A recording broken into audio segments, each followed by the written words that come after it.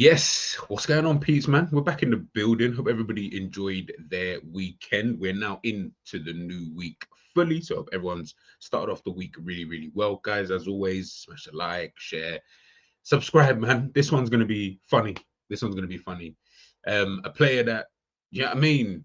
People keep saying, yo, like this player, me, I fucks with this player more than I kind of mess with the other players in our team, and you know what I mean. It's just interesting. Like I was laughing my head off when I saw this, man. And usually I don't really like when I see news. Obviously, it's transfer news and it's transfer season, so there's always gonna be like just transfer news in general, whether it's from reputable sources, whether it's just from a Reddit page or whatever. There's gonna be everything from Fabrizio, David Ornstein to just anybody on a Reddit page who said, yeah, you know what, I went into my my calf this morning. I saw such and such player. He was sitting down chatting to such and such. All of those kind of things are going to happen because it's transfer season. So I do get it, So, and this one is probably somewhere in the middle of all of that. But regardless of anything, we're going to chat about it. We're going to rap about two players that Liverpool have been, would I say, quote unquote, linked with in the last 24, 48 hours or whatever it is. And obviously, first up is Mateta. Now, just quickly, guys, I didn't watch the Preston game. Yeah, Preston. Yeah, I didn't watch that game, so I don't know in regards to kind of what happened. I didn't see the goals or anything like that. I just, I saw everybody chatting about it, and it was really good. In terms of from what I gathered, there was, really, really nice thing, in regards to Diogo Jota, and I think Nunes did like the Jota celebration, like all the, it sounded like a really good day out. It sounded like a really good day out. But in terms of like watching it, and yeah, there's you gain nothing from watching the game in itself. The game wasn't about the preseason game. Ultimately, the players obviously going through what they've been through. So yeah, it wasn't really about that. So I didn't watch it. So when I saw this news, I was just laughing because obviously I'm seeing the reaction after the game. Now, the reaction after the game, as per usual, Liverpool fans, we don't change. We're very reactionary after every single match. Win, lose, or draw, we take it to the maximum. And to be fair, drawing and losing are the same thing in Liverpool fans' eyes. And then winning is obviously something else. So we always take it to the maximum. We played Preston. It's the first game of pre-season. I couldn't give two shits about who played well, who didn't play well. It's not really about that. And like I said, I don't think you gain anything from, really watching that game. I can't see what you would gain. Even from a manager's perspective, I don't really know what would they really gain other than is this guy fit? Okay, cool. Do you know what I mean? We need to put him on this regime when we go on tour, wherever it is Liverpool going, etc. So when we're looking at someone like Mateta being linked, and I'm seeing after the game, yeah, you know what, Nunes, maybe we keep him for one more season. He could be the backup if you go out and sign such and such, whoever that such and such is, that or Ekitike, whatever.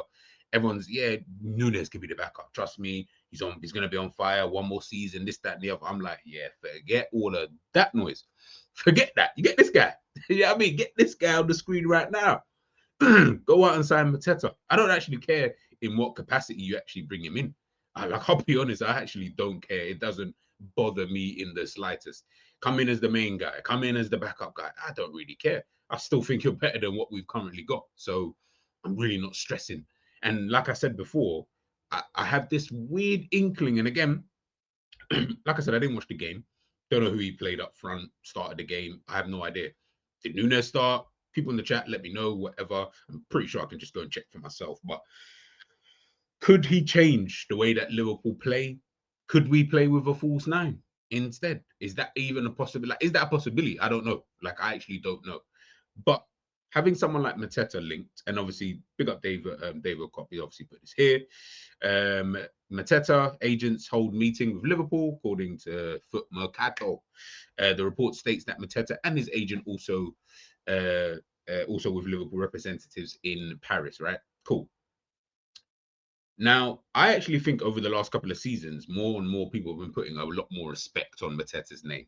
He's a very good, well, he's a good Premier League striker, very established, would bring experience, all of that kind of, all that kind of jargon, right? He can do all of that stuff.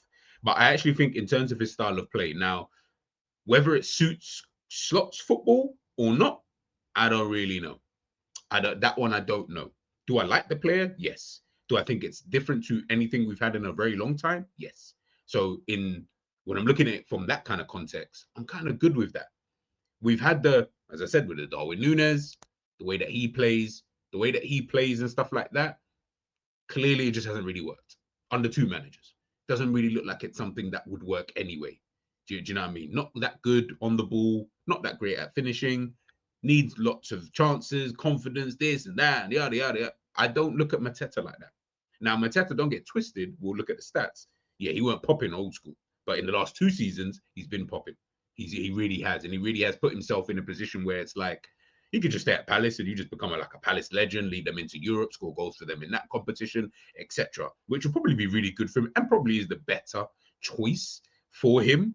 Selfishly, though, I look at it and I just think it all depends on which way that Liverpool kind of go with this kind of thing.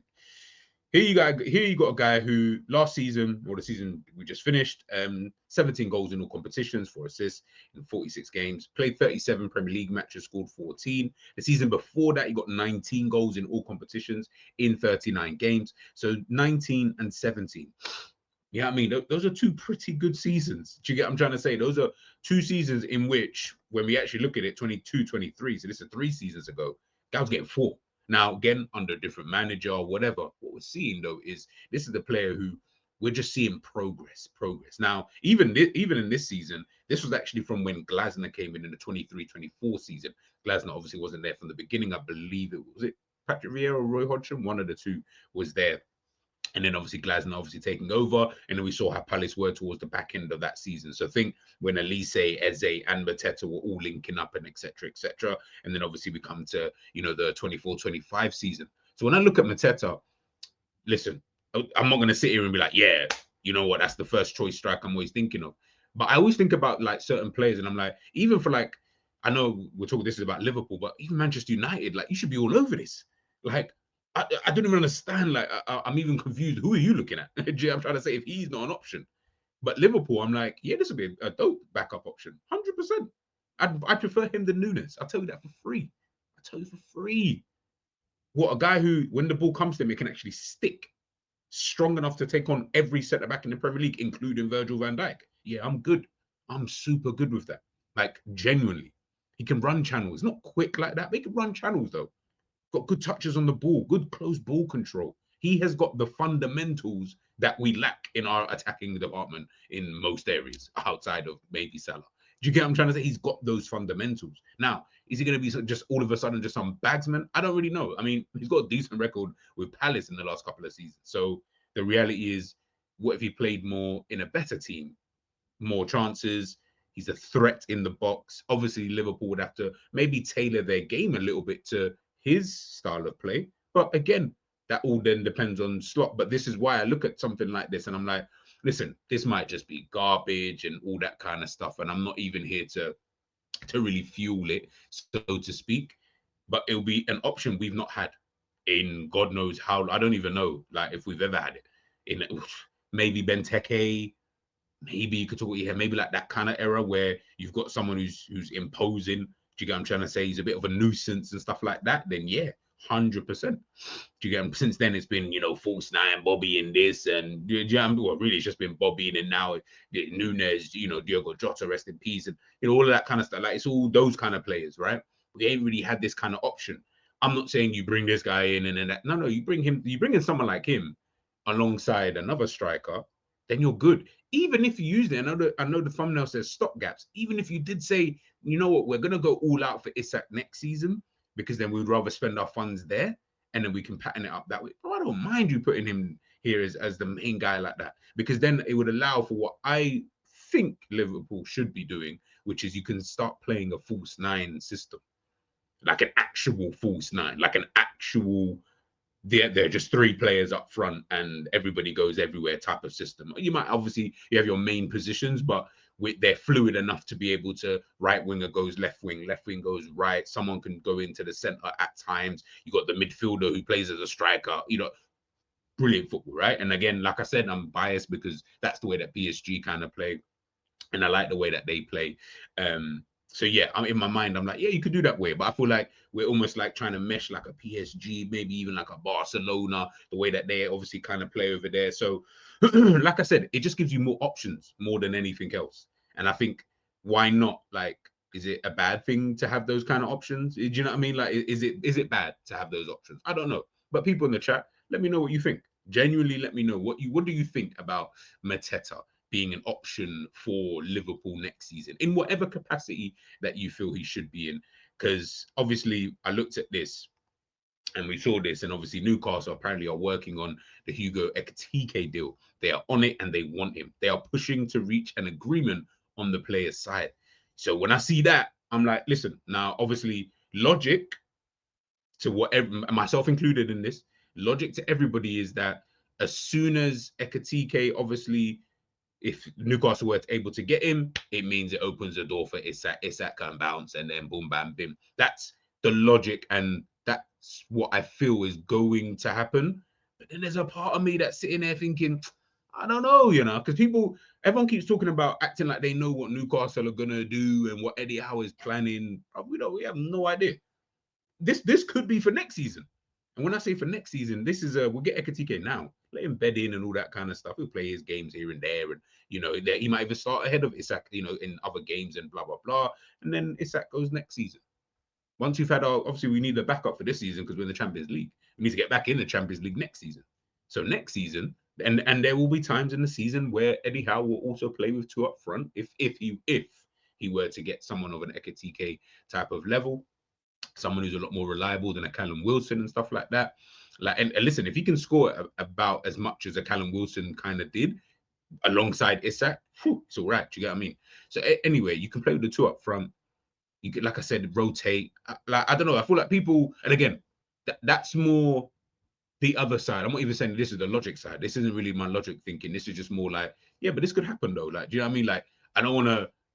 Managers aren't dumb. You know what I mean? Like, they're clearly very qualified at what they do and are smart enough to do what it is that they do. So in my mind, I'm like, yeah, but these are possibilities. Like, do you know what I mean? I don't think it's as black and white. And again, obviously, logic is telling me that if Newcastle were to get an Ekitike, then yeah, boom, it means then Liverpool can go pattern their thing. But listen, anything can happen, man. Anything can happen. So these are just little things. And also as well, what I like about these kind of transfer rumors, and we're going to get onto the next one in a second. What I like about these rumors is that at least it kind of gives us different options as well. Like, let's talk about another player. But I'm so bored of talking about Isak and Ekitike and let's talk about some other players, man. Like, do you know what I mean? There must be other guys. Like, especially if the clubs are not signing these players right now. I'm like, bro, do we have to keep talking about this every day? Every day it's every day it's this guy, it's Ekitike. I'm like, bro, it's so boring. I think I've seen every single compilation for both of these two players. And I'm like, bro, can we just, is there no other strikers around? Like, I'm even now just investing my time looking at other strikers. I'm like, yeah, what other players out there? Like, there must be some more interesting players. Do you know what I mean? Because if the clubs are going to move as long as they're moving for all of these things, that's fine. That's up to them. You do whatever it is you're doing. That's cool. But as fans, man, I'm bored of these conversations. I can't lie to you. I really, really am bored, man. So to see Mateta linked with Liverpool, I like it, man. Whether it's true, not true, I don't know, man. But like, for me, I'm good with it. The next player, and obviously the last player we're going to talk about, is Nkunku. This guy's an enigma because I really don't even know about this brother. I like, there was a point where I did when he was obviously at RB Leipzig, and we'll take a look at his time there. But yeah, now I'm like, I don't really even know about this guy. According to reports, Liverpool are monitoring the situation of Nkunku. Chelsea would want around 35 million to sell the forward.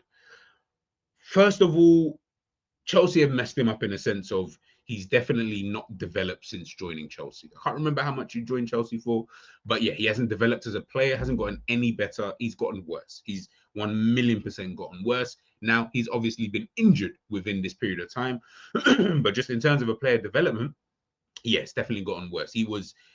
When he moved to Chelsea, his stocks were amazingly high. Now, when I say his stocks are high, that doesn't then mean that no other team would still want him today, because of the type of player that they knew he once was and what he can offer teams. What I mean is just that where he was going before he joined Chelsea was top level. Right now, we don't really know.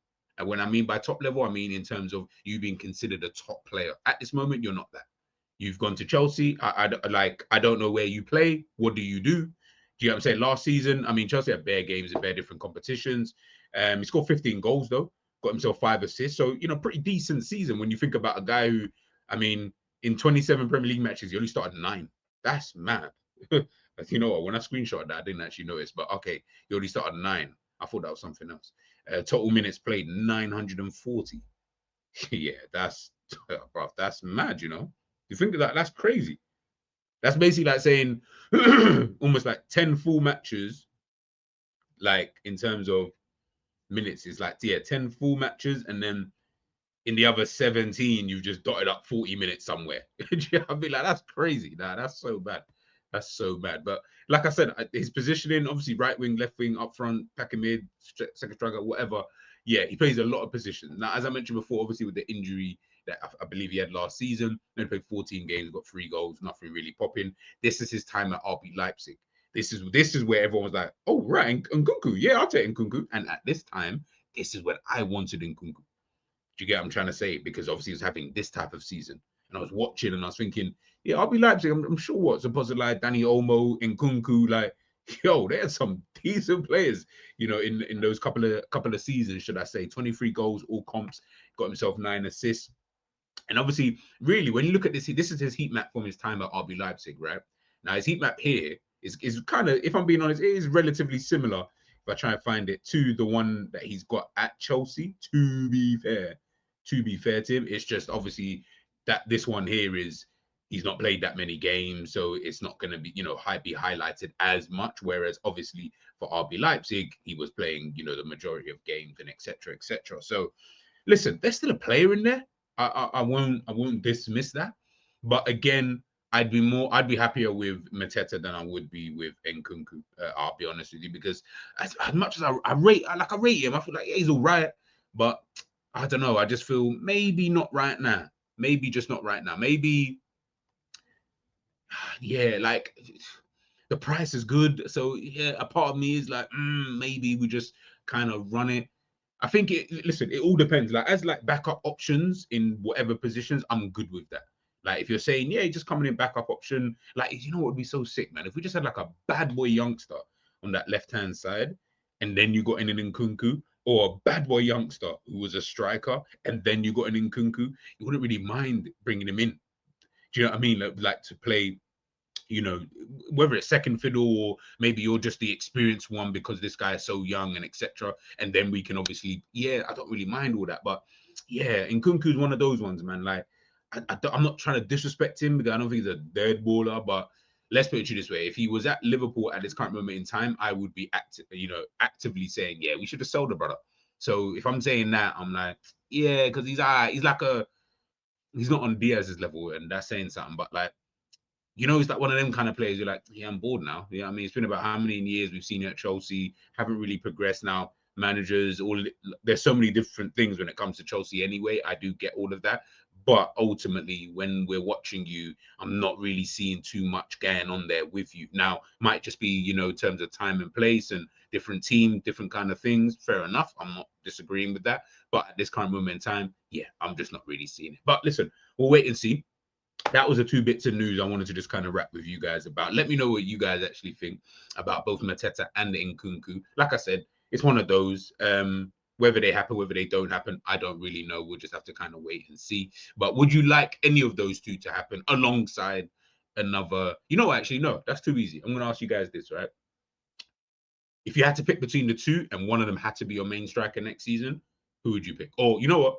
They would just have to be, yeah, in fact, no, we'll do main striker. One of them had to be your main striker next season. Pick one. Let me know your thoughts in the comment section. I'm intrigued to find out. Peace.